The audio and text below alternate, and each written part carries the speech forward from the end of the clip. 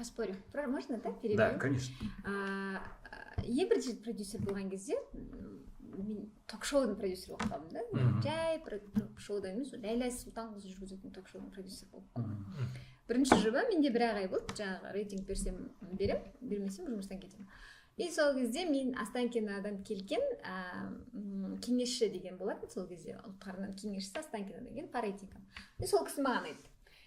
Адам өзіне ұқсас альтерларды көреді. Сол кезде ол программаны көреді. То есть сен қазақ көрерменін зертте.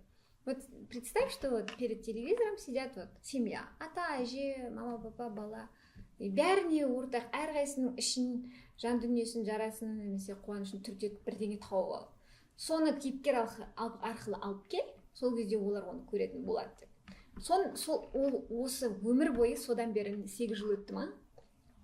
Әлі көзім жетіп